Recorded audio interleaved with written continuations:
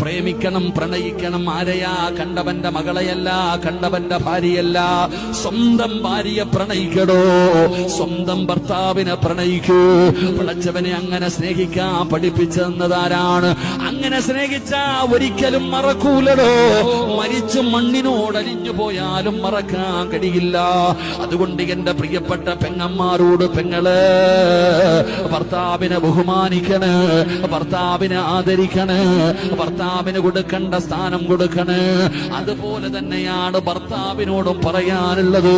വീട്ടിൽ നിൽക്കുന്നത് പടച്ചവനെ വേലക്കാരിയല്ല, അത് നിന്നെ പോലെ ഒരു ജീവനുള്ള, ആഗ്രഹമുള്ള, മോഹമുള്ള ഒരു പെണ്ണാണ്.